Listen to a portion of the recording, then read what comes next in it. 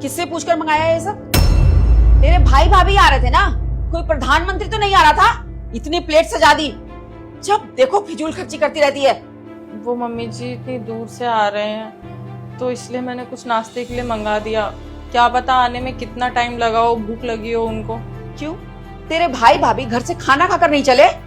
घर से खाना खा के निकले होंगे, लेकिन सुबह के निकले हुए हैं। आपको पता है ना कितनी दूर है, आते आते लंच का टाइम हो जाएगा, इसलिए मंगा लिया था। घर में चीनी, चायपत्ती, दूध सब कुछ है ना, उसके साथ तू बिस्कुट दे देती, मिक्सचर दे देती, क्या जरूरत थी सब मंगाने की? अरे मेरा बेटा दिन रात मेहनत करके एक एक पैसे इकट्ठा करता है और तू अपने मायके वालों के पीछे पैसे बर्बाद करती रहती है, फिजूल खर्ची जब देखो करती रहती है। खैर कोई बात नहीं, इस बार मंगा लिया है, चल गया। आइंदा कुछ भी मंगाने से पहले ना मुझसे पूछना, वरना मुझसे बुरा कोई नहीं होगा। ठीक है मम्मी जी, आगे से नहीं मंगाऊंगा।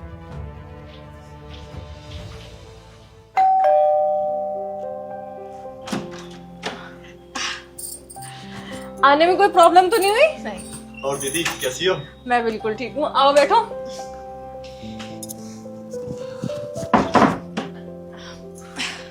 और बताइए कैसे हैं, घर में सब बढ़िया? हाँ दीदी एकदम बढ़िया। वैसे आंटी जी नजर नहीं आ रही, कहाँ है? अभी तो यही थी, मुझे लग रहा है रूम में बैठ गई होंगी। उनको पता नहीं होगा ना कि आप लोग आ गए हो। मैं बता के आती हूँ।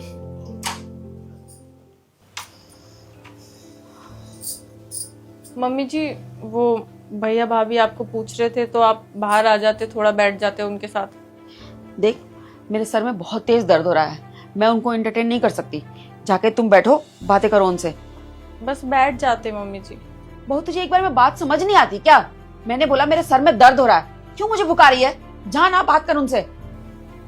ठीक है।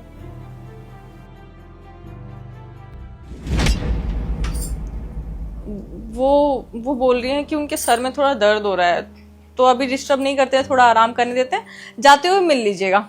हाँ ठीक है, उनको आराम करने दो। बाकी जीजू कहाँ है? जीजू भी दिखाई नहीं दे रहे। जीजू ना ऑफिस गए हुए हैं, पर मैंने उनको बता दिया था कि आप दोनों आने वाले हो, तो वो भी आ ही रहे होंगे। लो, आ ही गए। क्या हाल है जी, कैसे हैं आप? मैं बढ़िया जीजू, आप बताओ। नमस्ते। बैठो बैठो। अरे शताक्षी, कुछ दिया नहीं खाने के लिए? जूस वगैरह लेकर आओ ना। लीजिए लीजिए। अरे अभी तो आए थे, मैं लगाने वाली थी, इतने आप भी आ गए। अच्छा भी आए थे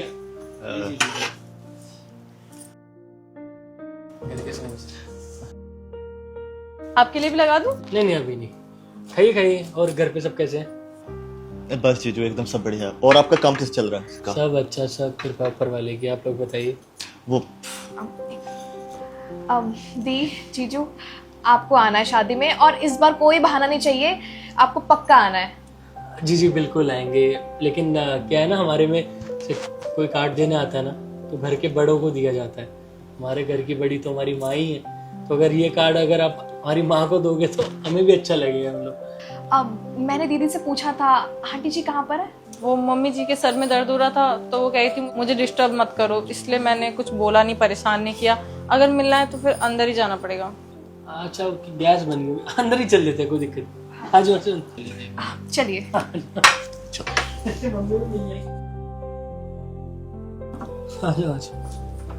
मम्मी क्या हुआ, ज्यादा तबीयत खराब है क्या? नहीं बेटा, ठीक हो जाएगा, अभी हो ही जाता है कभी कभी। आंटी जी, वो इनके छोटे भाई की ना शादी है, तो आपको जरूर आना है, हम आपको इनवाइट करने के लिए आए हैं। अब ये लो शादी का कार्ड।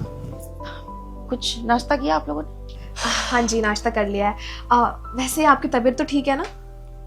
हाँ ठीक हो। कोई नहीं, आप आराम करिए, हम बैठे हैं हमारे जरा। नमस्ते आंटी। नमस्ते।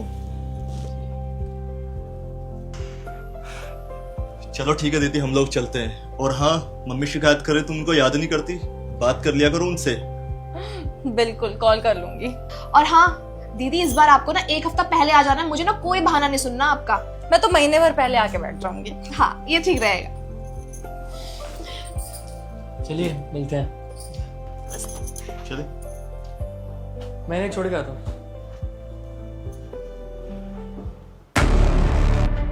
गए तेरे भाई भाभी? मुझे एक बात बता, इतना फिजूल खर्ची करने के लिए किसने बोला था तुझे? अरे घर में जो सामान पड़ा हुआ था उससे कुछ बना के उनको खिला दिया होता। मेरा बेटा इतनी मेहनत करके कमा के लाता है और तू जब देखो फिजूल खर्ची करती रहती हो। मम्मी तबीयत ठीक हो गई आपकी? कमरे से बाहर कैसे आ गए? मेरी तबीयत ना इसके मायके वालों को देख के ज्यादा खराब हो जाता है।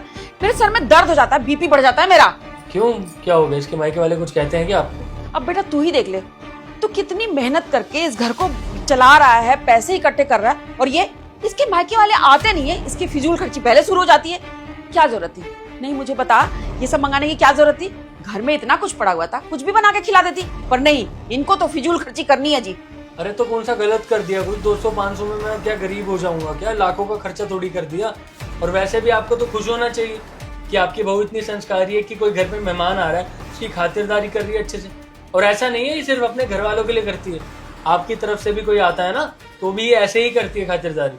मम्मी जी उज्जवल सही तो कह रहे हैं, ये तो एक संस्कार की बात होती है ना। अब मुझे आप ही बताइए, वो इतनी दूर से आए थे, अगर मैं उनको चाय पिला के भेज देती तो हमारे घर की क्या इज्जत रह जाती? वो तो यही बोलते ना कि इनके घर गए इतने दूर से, सिर्फ चाय पिला के भेज दिया, क्या इनके ससुराल में कुछ है नहीं? 4 जगह बातें ही तो होती। हाँ तो 4 लोगों में बातें ही कर सकते हैं, वो और कुछ नहीं कर सकते। भेज दिया ना अपनी बेटी को ऐसे ही, खाली हाथ हिलाती हुई चली आई है, आई बड़ा मुझे समझाने वाली। अरे मम्मी, किसी ने अपनी बेटी दे दी, अपने घर की लक्ष्मी हमें सौंप दी, आपको और भी लालच है चीजों का? किसी चीज की कमी है आपको? पापा ने कभी किसी चीज की कमी दी, या मैं कभी किसी चीज की कमी होने देता हूँ? घर में अच्छा खाते, अच्छा पीते, अच्छा पहनते हैं, हर एक चीज है हमारे घर में, और किस चीज की कमी है? अपनी ना सोच बदलो थोड़ी। और तुम भी, अगर इनके मायके से कोई आता है ना घर पे, तो तुम भी इनकी तरह नाटक करना और अंदर कमरे में जाकर बैठ जाना, ठीक है ना? उज्जवल, ये क्या सिखा रहा है तू बहू को? मेरे मायके वाले आएंगे, वो पूछेंगे बहू कहाँ है, मैं क्या जवाब दूंगी? ये क्या सिखा रहा है तू उल्टी सीधी बातें? वही जवाब देना जो सदाक्षी ने अपने मायके वालों को दिया था। चलो अंदर आराम करो।